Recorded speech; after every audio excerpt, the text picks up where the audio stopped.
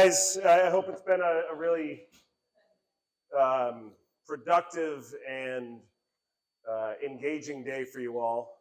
John, you might want to sit on a different seat. It's not going to be fun for you.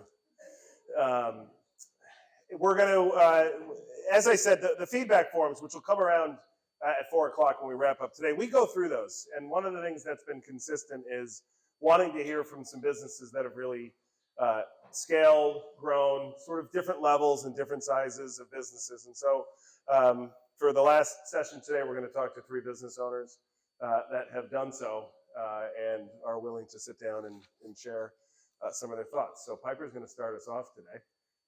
So come on down, Piper.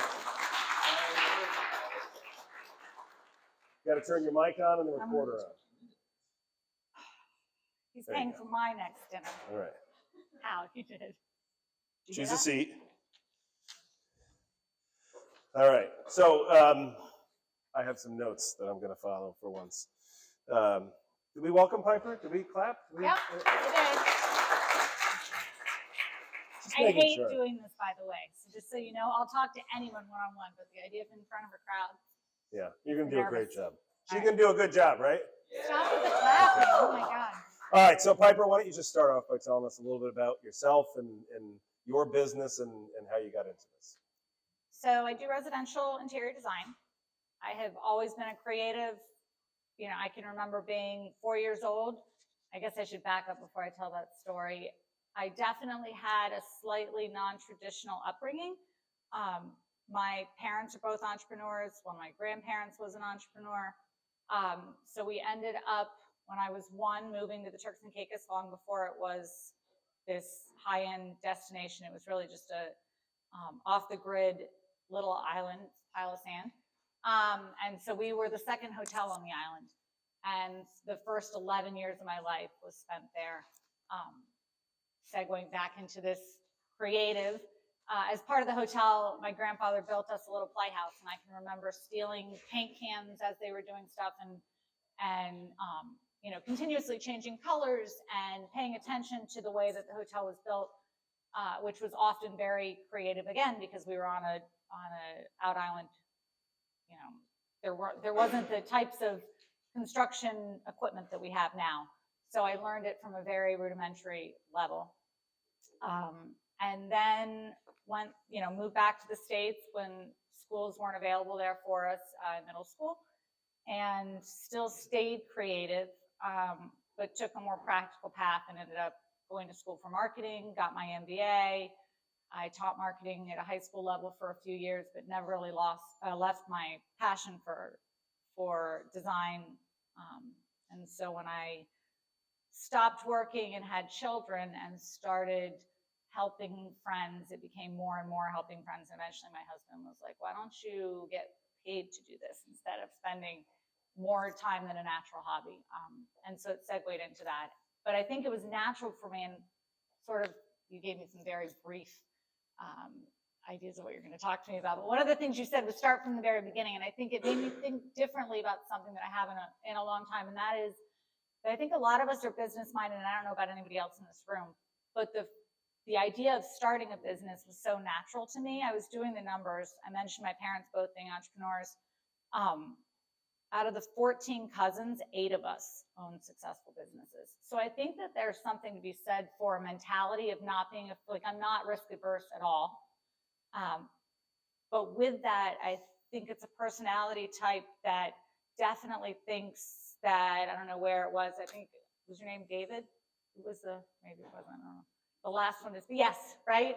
And you said a one-person show and you could like run all of it with a whiteboard. I think that's very much the mentality I grew up with and was taught from a young age from, you know, all sides of my family. So meeting Arif and some of his ideals as we segue into this has been a growing experience for sure, because it's taught me that, you know, you can only go so far with just yourself and a whiteboard. Yeah. You gonna let me ask any more questions? Yep, go for it. That's it. You said start from the beginning. I'm telling you. So, all joking aside, we did meet about 4 years ago. Where was your business then? It was myself and an assistant, and That was it. I don't know what, are you talking about, like scale wise? Yeah. Yeah, so much smaller clientele than I take now and many fewer clients than I have now. Yeah. And from a running of the business, was it a business or a job? Definitely a job. And there was growth in it, right? So organically, I think since I started my business, I really started taking jobs for money on this, went back to school for design specifically in 2006. And then 2011 made it a full-time gig and hired an assistant. And since 2011, organically, I would say my revenue has doubled every year. I think that when you're just taking word of mouth referrals and that's your only lead source, it sort of makes sense that would double, right? If every person gives you, talks to two people, it sort of builds that way. So I don't know, that's. Yeah, no, and I think Piper and I had a conversation recently, which is a funny thing to say in the room, right? But one of the things she said was, you know what, Arif, if I never met you, I would have still grown the top line of my business. So as we sit here today, 4 years ago we met. She was, just entering into seven figures. She's grown that significantly over the last couple of years, and believes she would have grown that no matter what, right? Revenue-wise, yes. Yeah. So what are some of the things that, from a business standpoint, you really needed to change to start transitioning this from a business? Because there's a lot of you in the room who are growing revenue year over year over year, but not necessarily building the business to slowly but surely do what a business is supposed to do, which is what? That was terrible. Let's try that again. Which was what? Work without you and or sell, right? Either way, you got to work without you. So I guess we should have practiced that, huh? So what were some of those changes that you needed to make, and really some of the most difficult ones? And maybe share your DISC profile. Everyone can tell, anybody in this room knows my DISC profile, I would assume. Well, maybe not. No? Right? Raging high D, right? So very dominant, very control-oriented, wants what she wants when she wants it, a particular way at all times, every time. It was a great start of a relationship for the two of us. It's like, no, Arif, I'm not doing that. Nope. Right? And that was the 3 years that you kept trying to get me to do it, that I was saying no. Yeah. So talk a little bit about what got you here and why this was a mostly better year, not just financially, but in the way you could run a business and live life. So 4 years ago, I did everything myself with the help of someone who was my right-hand person, but it was all in my head. The business, I mean, like everything, she was great at sort of reading what I needed, but every aspect of running a job was in one place. So sometimes I would be able to get it all on paper and other times not. And Arif did a really good job of making me admit to my weaknesses. I'm not going to say recognizing them, because I think I already did recognize those. I think most of us know our weaknesses. But he made me, he was very persistent. I don't like numbers. I don't like books. I also don't like public speaking. So he's very persuasive. And I want to be a creative. That's where I thrive. So he was very instrumental in getting that first week of the month numbers chat to be a real thing and making it so that I had numbers to talk about. It probably took a good 2 years for me to have some numbers to talk about. And one of the main reasons for that is because I hired someone who focused on that and definitely played to my weaknesses, and keeps me on track a little bit, but I also have relinquished control to her for that side of it. So I know that she's actually tracking it and having the conversations and making sure that my profit margins are where they're supposed to be and that my expenses are getting better.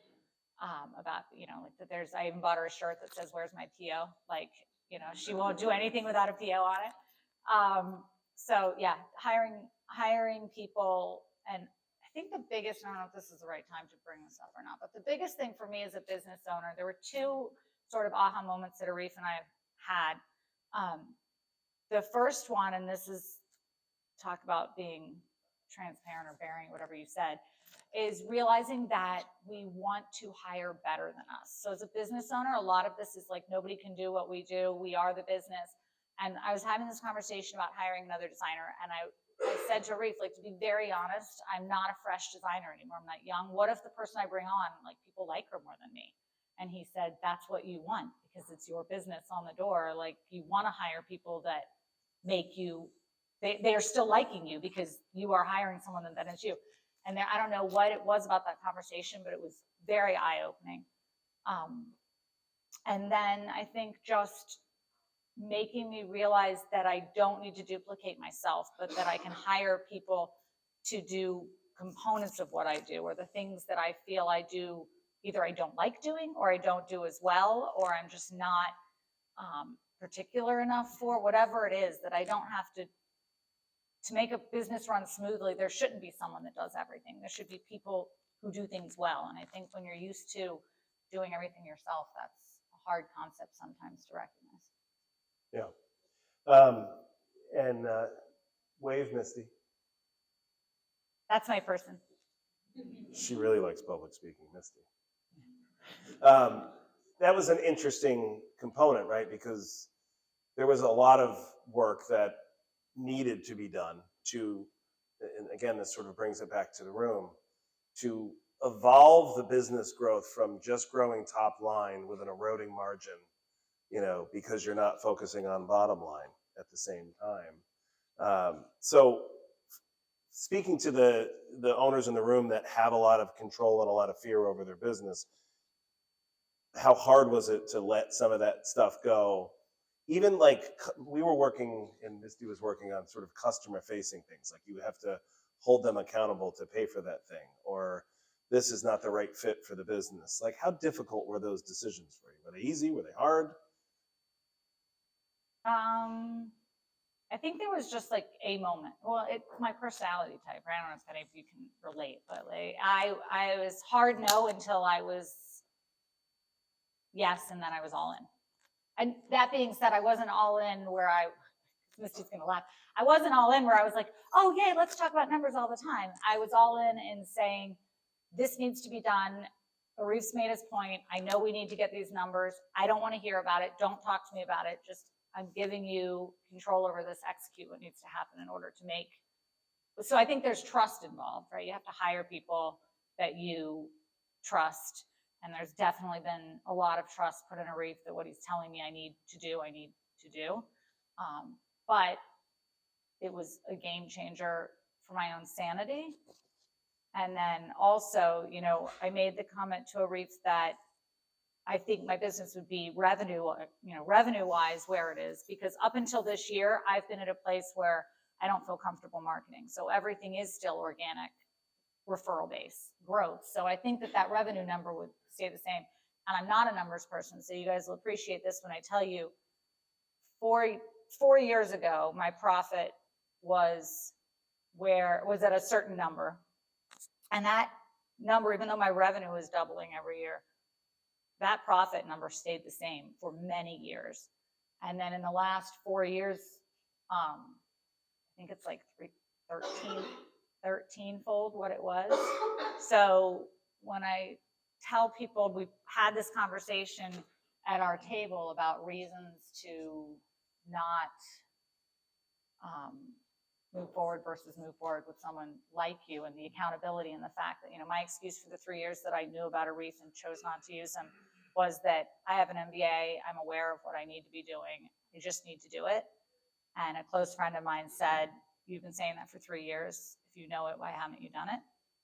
And I think sometimes you need somebody to hold you accountable to those things, and making those changes, bringing on the right people that otherwise I was I would have been too stubborn and would have not wanted to give up that kind of control.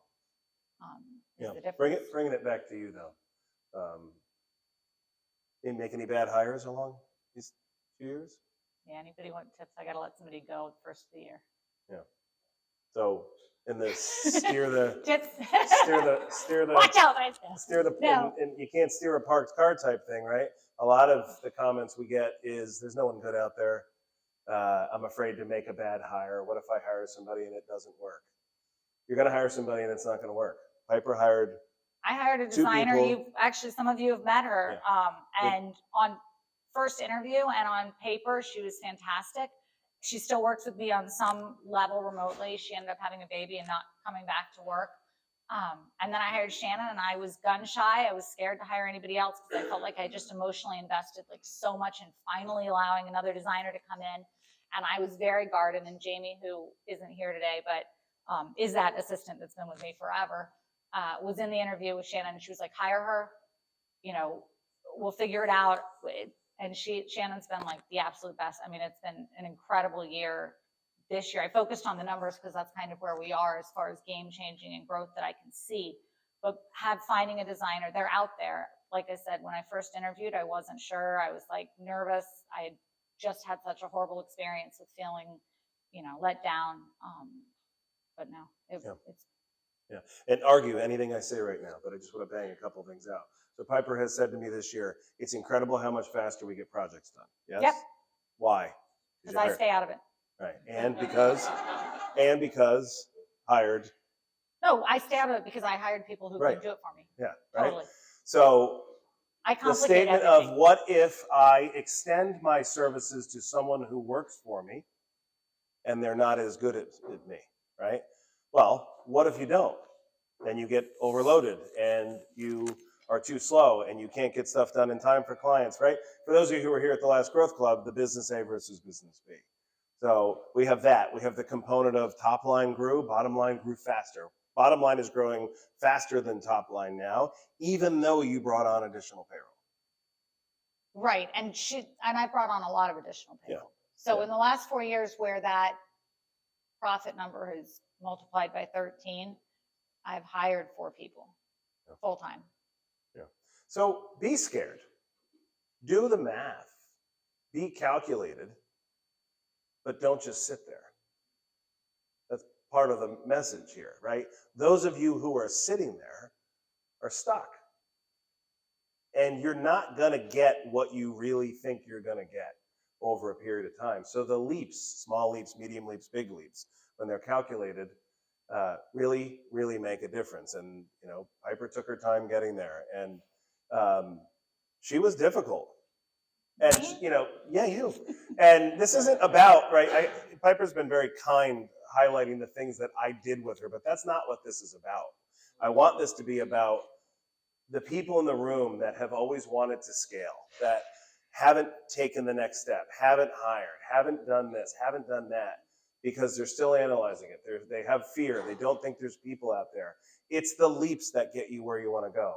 And sometimes you're going to leap and you're going to fall. And that has happened. And there have been tight months along this journey financially. Mm-hmm. Not everything has been easy and wonderful. And there will probably be more tough things in the future, but the leaps are important. So as we wrap up, just what's next? What can the room hold you accountable to? Where do you see PGD? No, it wasn't, but it's here now. Where do you see yourself in the business in the next 3 to 5 years? Hopefully less in the business. Maybe not in the next 3 years, but like 5 to 10 years. I keep telling Shannon, actually I said to Shannon not too long ago, at this rate, I'll be on a beach somewhere and you can just be sending me money. And she said, save me a chair. Showing up. Yeah, good. Well, so, yeah, that's my goal. I know this was not your thing. No. But I do appreciate it. Any questions from the room for Piper? Nothing? Come on. No, they don't need to. You don't want questions? I mean, if there's. How about a round of applause for Piper? Oh. Hi, everybody. Again, thank you, Piper. What the? This thing. My legs aren't as long. Neither are mine. I know. Well, it's the shoes, Alex. It's the shoes. You always have the best shoes. And now I can't hold myself still. Yeah, this is better. So. It's better. You don't. I literally can't hold myself still. Okay. I'm not the star of this show. Let's tell everybody who you are, please. Okay. Hi, everybody. My name is Mariana Berger. I have a business called Freedom Wellness and Aesthetics. I'm a physician assistant, and I consider myself a medical artist. So I've been a PA for almost 10 years. I started out in hospital medicine, so I'm a hospitalist PA. I've been working for hospitalist groups. So basically, if you get admitted to the hospital, I would be one of the persons to see you. I've had some emergency room experience as well, which is where I kind of discovered my passion for just I've always loved medicine, obviously, but the ER is where I thought I wanted to be. And then I started, using some skills in the ER, stitching and all kinds of stuff. And I discovered how much I loved doing stuff. So being a PA, you have the possibility of doing really any job. You can switch jobs as many times as you want. You don't have to have like specifically one path. So I've always thought it was a great career. And I found aesthetics about maybe like my third or fourth year as a PA. I started working in a med spa. Sorry, I'm a little nervous. Okay, I started working in a med spa Go in backwards Jupiter. first. Tell us before that. Before that, Yeah. Where are you from? I'm Mexican, but I'm from California. Right. And you spent time. I was in the military. Yay. Yes, I was in the military. Sorry, I forgot. I was in the military for about nine years. I met my husband there, and in the military, I was a medic.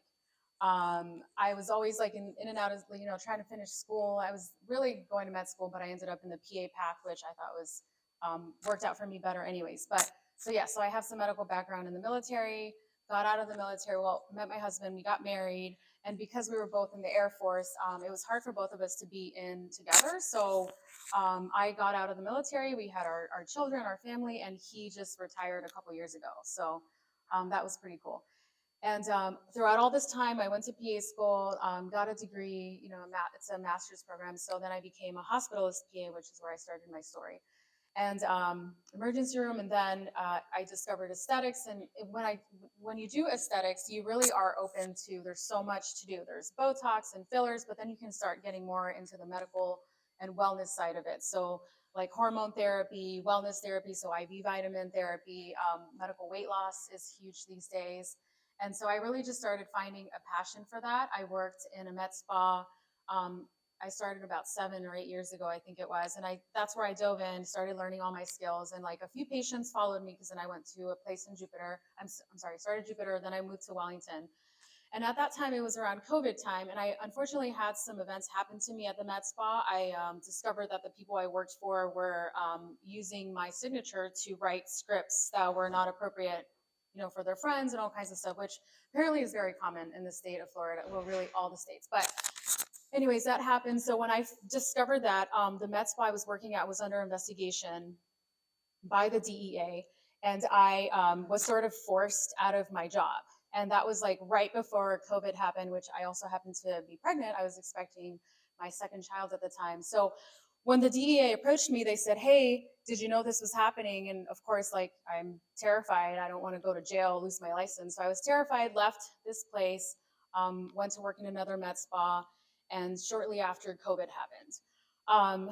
At that point, it was hard for obviously nobody had work or anything. And I wanted to, at this, just kind of start my own thing and go off on my own. And at this point, I had enough patients that would follow me regardless, wherever I was at, because they liked me, they liked my, artistry, my work, things I started doing at the time, which have improved a lot since then, but they followed me. And so at that time, I wanted to just go on my own. I also had my children. So there was a few people I had been speaking to at the time that were kind of just leaving the big med spas or wherever they were working at, doctor's offices or whatever, and just kind of drifting on their own. I didn't really think it was a big deal, but it really is a big deal. I was just like, oh, that sounds fun. Let's do it. So I looked into doing it, rented a little space out in Boca with a friend, because she had like she was associated with a man who owned a little med spa, and that had gone out of business. So he rented this space to me. And slowly people started coming to me, all of my friends, their family members, and everybody just spread, word of mouth, and everybody would just come. And it started out small, and then it got bigger and bigger and bigger. And fast forward 2 years later, and I'm still working at the hospital. But then I have this side job I had I had just started growing and growing and growing. And I knew I wanted to, this was my passion and this is what I loved. And at this point, I'd taken so many courses, invested so much money in myself that I had, I was becoming a master at what I did. I still do not consider myself that, but a lot better than when I started. So it just started to get, it was big. It grew and grew and grew. And I started expanding services, having more knowledge, learning how to do more things and helping more people. So that grew. And then really what did it, which I shared with you guys earlier, is the hospitalist group I was working for at the time lost their contract. So this really just forced me to go all in into my side business that really at the time was already my full-time business anyway. So I expanded into a small salon suite at the time. And also another thing that was happening at this time is I was trying to convince my husband that this was the right move. My husband and I have very different personalities. I'm, very For the disc knowledge in the room, Mariana, if you can't tell, is a very high I, which has benefited her business and helped grow it to where it is.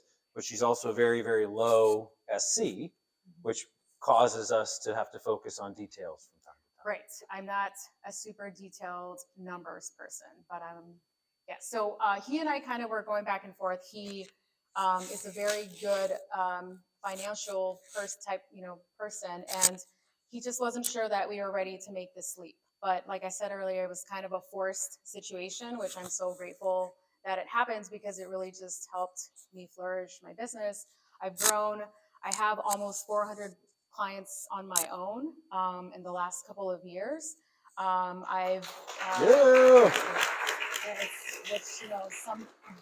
something that started with just family and friends and a few extra friends has now grown immensely. I've probably eightfold have made revenue in the last couple of years since I started, so it's been a great journey. Yes, and so mindset wise, talk a little bit about it being a side hustle to now kind of feeling what it feels like to own a business, for your family to eat, for all of those things, and kind of some of the steps you've had to take to adjust that mindset. Okay. Most of it, like I said, has been convincing my husband. He's awesome and he couldn't make it today, which I'm really sad about because you guys love him. But it was really just, convincing this very strong mindset person who is all numbers and structure, military guy, also a firefighter. So very just like structured by the book, everything. And then here I am in the wild, wild west, not really knowing, like, hey, I'm going to see 5 patients today or maybe 25. Who knows? Let's just see how it goes. And it's always been on the higher end, 25. Like I was telling Marnie, like I just opened my schedule tomorrow, which I wasn't planning on it. And I have like 8 patients booked already. Like just in the from today, just calling and texting and seeing that it was available. So it's been it's scary, but it always just has worked out. Mm-hmm. One of Mariana's best qualities is there's no fear there anywhere. There's no hesitation to move forward. She's positive. She thinks everything's going to work, which doesn't always happen. But there's another side of the business, and the beauty of, we're both spinning. We need to hold on to each other. There we go. Is they offset each other very well with their decision making, because if her husband was the only one in the business, it wouldn't go very far. Not a lot of decisions would happen. Where if Mariana was alone and running with it, sky's the limit. But there may be some, some. No, definitely. We've definitely balanced each other out, and like you said, Piper, just trusting people and having. And I mean, technically, I didn't go out looking for him. He was available, and he happens to have very good knowledge and has helped me. But I don't know if I would have been able to pass it on to someone else and say, "Hey, I'm putting my trust in you. Help me run my books," or help me run this machine. One of the great cool things that just happened to me recently, I just acquired a very nice, expensive machine. It's called a Morpheus. It does a lot of skin tightening and things like that. But that was a big decision that actually my husband made for me. So that was very cool to have grown together, for him to also have now gone all in, because that tells me a lot that he did. I know he did, because if he hadn't, we wouldn't now have acquired this amazing machines. And that decision-making process in the past may have just been, oh yes, we can make this work. Right. But now we kind of have tools in place where we can lay out exactly what we were working on earlier today, right? Which is the average sale. How many leads do we need? When can we get this thing to pay for itself? and how does this differentiate us For from other things people? I had no clue. And so now you have, right, and it's all been a learning process, and we got a long ways to go and all of Yes, that, yeah. but now you have a But bigger those are things space. you've helped me implement. I would never, I mean, you would ask me 3 years ago if I'd ever consider owning a business. I don't think I would have, probably thought this was a thing, And so now you've got a bigger space. I have a bigger Expanded. space. I recently expanded the last couple of months ago, so it's like 2 or 3 times the size of my little tiny studio where I started. I now have a very expensive, fancy machine, which I will be capitalizing on because it is it's very successful. Really works at what it does. And one of the tricks for Mariana is, she started the business with people texting her saying, I want a treatment. So she's on her couch at night booking appointments that are going to come to the house right the next day. And then eventually to her smaller space. And one of the first things we worked on was we've got to get you off of all the back and forth and let the software take over, trust the software, set your schedule so you're not the one doing all of that. And we're still working on that Yes. because that's still challenging. I like to have control over my schedule, and I do block off days where I need. My children come first, so if they have an event, automatically that's blocked. But then there's the other times where I'm like, well, I could work, I can't work, which I'm still there. It's getting booked pretty fast, so I'm almost relinquishing that completely because it's getting to the point where I'm losing valuable time with my family, that I could be paying attention to them where I'm on the phone. So that's been a challenge for me too. That's Matt has helped me work through because I know I have to just let it go eventually. And for some reason I can't. It's because you're an I and you like to provide the service and make sure people are happy. So next year, what's 24 look like? Well, I hope to expand even more. One of my goals with this new machine that I acquired is hopefully hiring someone to just help me run it. The goal is to just have a couple days a week where only the machine is working for itself. So have somebody just running the machine, working the Morpheus, and I'm just at the beach. There you go, with Piper and Shannon. Very nice. Thank you. Yeah, thank you. All right. Thank you. Thank you, Yeah. Mariana. So let's give Chris Warren a welcome from Warren Law Group.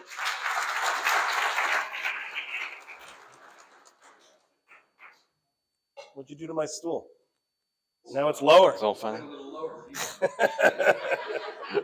that how it works? It's not spinning. All right, so Mariana, where are you? Great. I mean, going from where you were to 400 clients and the movement you've got in the business, it's cool. And hopefully that gets people just thinking, again, technology, pulling levers, really moving things forward. So Chris has been up here before. We actually talked last year, and we had put kind of him and Mark up against each other in sort of competing growth matrices, really, for a better way of putting it. So we got about 15 minutes together. So I want to get I'll be quick. more to where you are versus where you've been, but maybe just a quick overview to the room of your journey from the beginning and the skinned knees and broken legs and all that stuff along the way. Sure. I mean, I didn't steal paint cans like Piper, but I was pretty close. Pretty normal childhood. In the summer, I was raking leaves and mowing lawns. In the winter, I was shoveling snow. Even from a young age, I found ways to kind of play the game. My very first experience is, I was selling Christmas trees. I was about 11, and the guy came back and asked me how many trees I sold, and I told him, and he said, "No, there's missing money here. Are you skimming?" And then I learned how to skim. And now he's a lawyer. Then it was, I found a really good market. And when I was 12, I was buying X-rated magazines from the corner store and then selling them for double at school. That was great. And then pizza. I would stamp these stickers for the pizza guy, the Domino's guy. I would pay my sister in chocolate to do it. And then I get a free pizza every day and then charge my friends to buy the pie. So, I found ways to make money where I could. And then I went to high school and it really got bad. So let's jump past that before you incriminate yourself and maybe jump into the business journey. Sure. Yeah. I started my first company. I was 19. And then I continued to make lots of mistakes and open up a few more until I became an attorney. And then did that for a bit and opened up the firm in its current iteration in 2018. So Chris, tell the room we met about 4 years ago now. Mhm. So or 3 actually. Yeah. Year 3. 2020, yeah. 3 years ago. So just give the room a bit of a breakdown of where the firm was Sure. when we met. I don't know where it was when we met because I didn't have numbers. I didn't have financials. I didn't have a budget. I knew how much money I made. I was always a top line guy. I knew how much I paid myself, which was 1/10 of the actual revenue of the firm. But it was it was just me, a couple guys, and an idea at that point. Yeah. And so for the room, how open were you to spending time on as it relates to working on the business and building the business, just from an interest level standpoint and I had baseline? zero interest, none. I just wanted to do what I wanted to do, I guess, and have you rubber stamp it and say it was okay. Yeah. So what was your catalyst? What? Because there's a lot of people who just want to work in that business, right? They want to just muscle their way through things and kind of keep growing, but not necessarily turn into a business. So what was the catalyst for you? I wanted to create a new type of law firm and I had 2 goals. One of which was to not work with any jerks, and the other one was to not have any billable hour requirements, which are things that lawyers really hate. So that was the impetus for saying I got to figure out a way to put this together in a way that's attractive to other people. Yeah. And how did that work? It worked out not so well. Yeah. But I think that's important to share. So let's talk about the not wanting billable hours, not wanting. So what was that journey? COVID was great. It was a great experience for me. I mean, everyone was kind of zigging, and I sort of zagged. And I built the firm by attracting people who wanted to come to work. So I grew a firm with people who liked other people. They were all very high eyes. They were all very much interested in collaborating, and that was exactly what I wanted. I wanted people who liked other people. But that also created a situation that was a disaster because everyone overcommitted. They wanted you to like them. They told you they can do it. There was no accountability. And then when they messed up, they didn't tell you because they didn't want you to be upset. So I wound up having a lot of people without structure, without process, without accountability, without KPIs, doing whatever they wanted, which was not great. Yeah, and was kind of the catalyst to make the change. Yeah, that was where a bigger change happened. Yeah. And so do you have a billable hour requirement now at the firm? Yes. Yeah. And billable hours translates to everybody in the room. It's productivity. It's an expectation. It's a productivity measurement. Or simply stated, just clear KPIs of what you expect from someone and then holding them accountable to that thing. In law firms, traditionally, it can lean into the billable hours component. But for the balance of the room that is not attorneys, there's other ways to look at it. And Chris, you had a pretty big fear as it relates to putting those things in place. How bad was it once you did it? It wasn't bad at all. How did the employees feel? Well, they thought it was. They just said, "Okay, now I have to do this," and it was the culture piece of it, which I really leaned into, and something I learned is part of that is when something's not right before it becomes the way it is, you have to really make a change. Yeah. So when I finally made the change, it wasn't that big of a deal, and everyone immediately hit the new goal. So it was an instant. This is now the way it is, type of thing. Yeah. Chris told me I could share these things. So when we met, we did kind of figure out it was about a $250,000 firm, right, from the get-go. He's since 20x that, about a $4 or so million firm. What was interesting was it was a $4 million firm. Yeah, we could clap for that. That's a nice place. Right? And it's not horrible to talk about money, right? In the sense that, people, it's funny when you sort of have that moment of, I don't know that I do or I don't want to talk about that thing. But in a room here where we're all working hard on things, these are not crazy things because it's important to understand what can be achieved. But 2022 4 million was very different than 2023 4 million because 2022 so there was not a lot of revenue growth this year, right? We're about the same, Yeah, but different type of revenue. yeah. So talk a little bit about that. What were the changes and how's it changed you from a business standpoint? So last year I sat here and I told everyone that my focus was to have everyone else originate more revenue, as if I was focusing on trying to train leaders and manage leaders so they can grow their own books, their own practices, and market themselves. And I said the goal was $500,000. No one hit $500,000, but almost everyone doubled their own individual revenues, which to me was a win. I was like, this is great. And I reduced my bill, but my hours, I worked almost 1,800 hours last year to less than 600.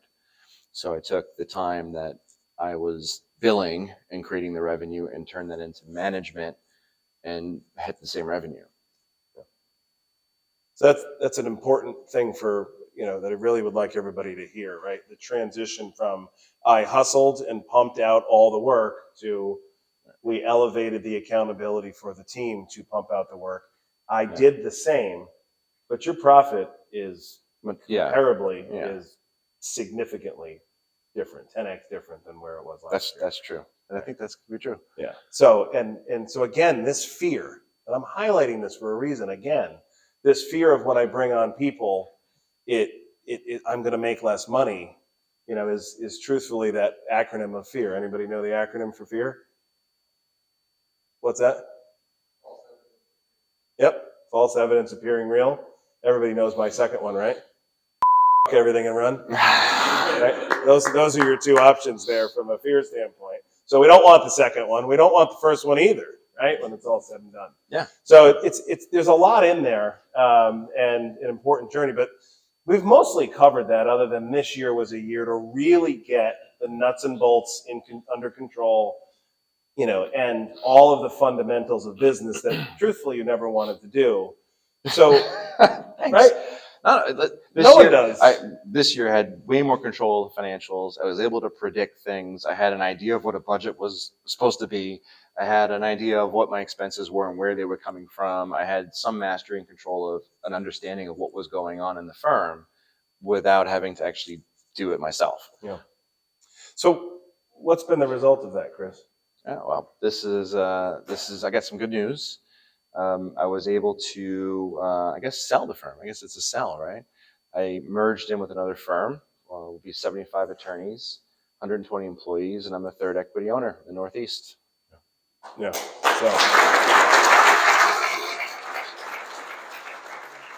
So talk about all the dirty, ugly stuff that you didn't want to do because you just wanted to sell and lawyer. And how was that important during your vetting process of this larger firm? Okay, so this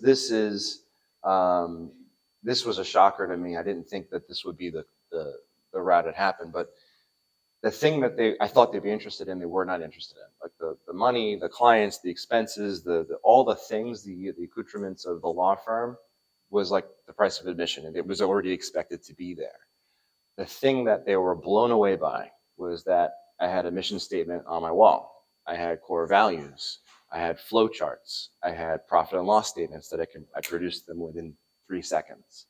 I had an understanding of what my expenses are. When we talked about administrative costs, I was able to identify within a couple of days, hey, here's $500,000 of extra profit because we have the ability to just remove all this because you already have it.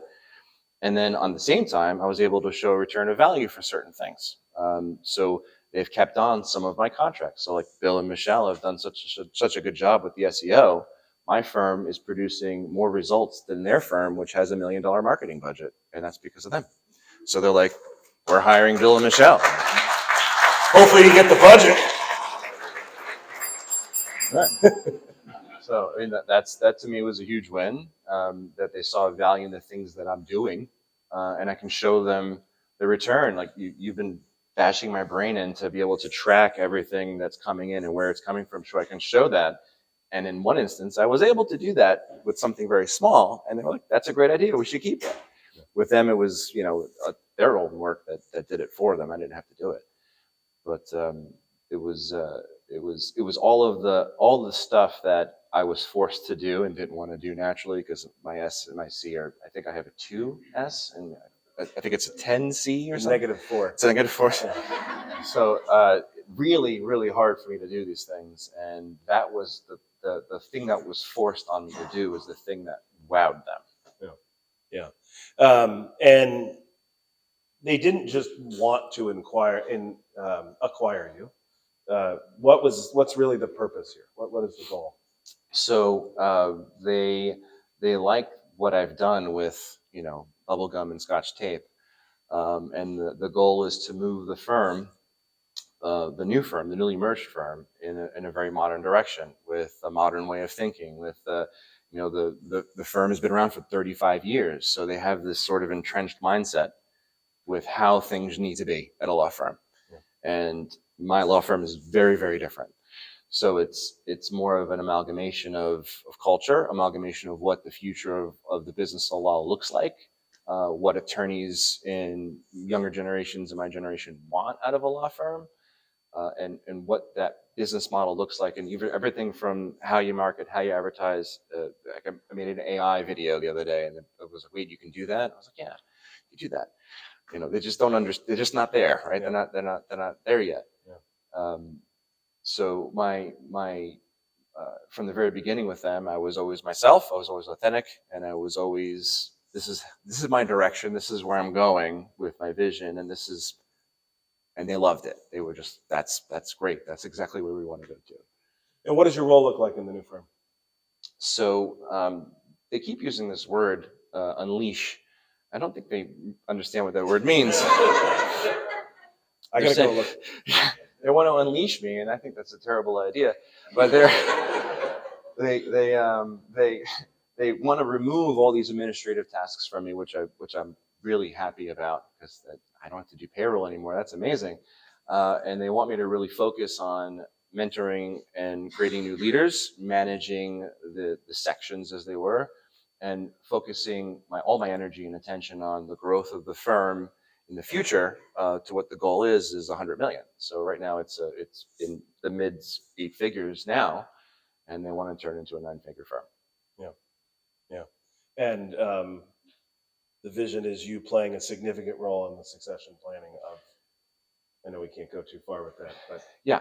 Right. So the partners that founded the firm, and I'm the first equity partner they've ever brought in, which was an honor for me.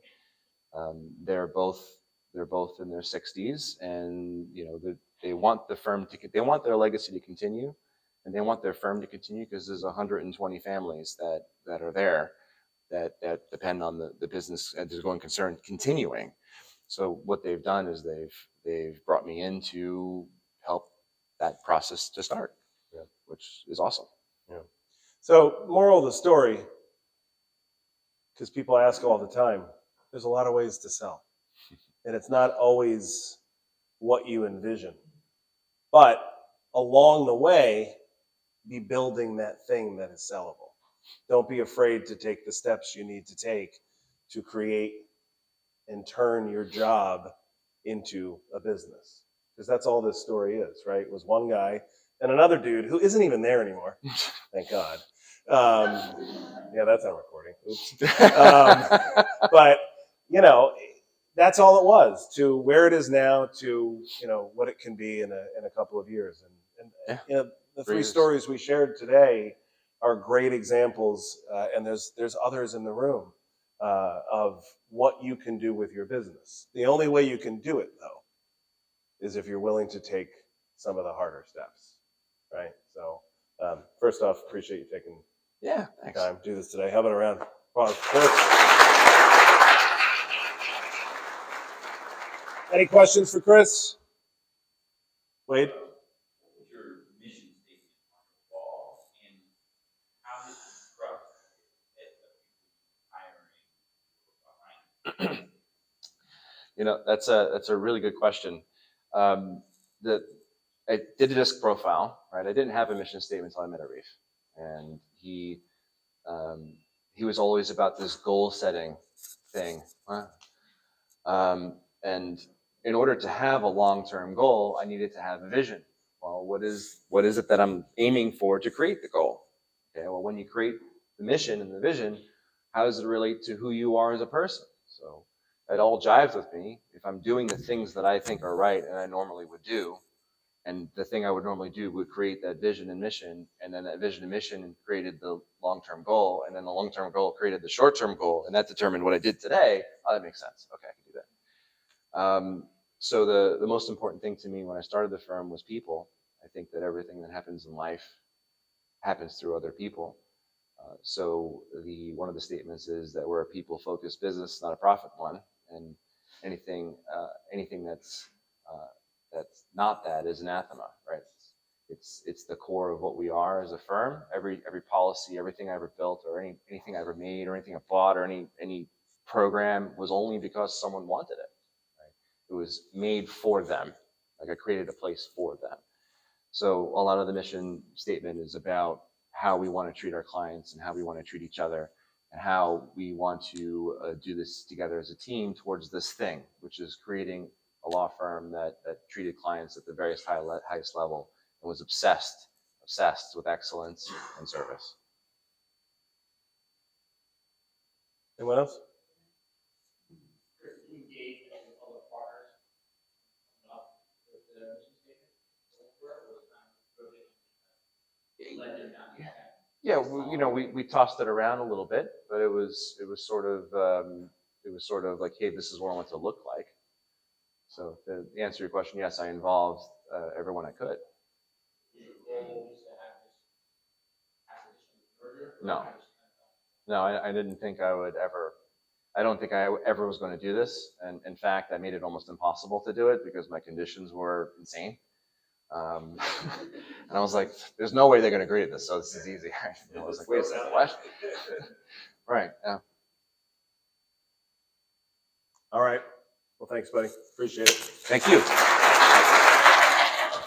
Wait, and this is for you, everyone. I mean, this all would have not happened if not for Arif. So please, for Arif.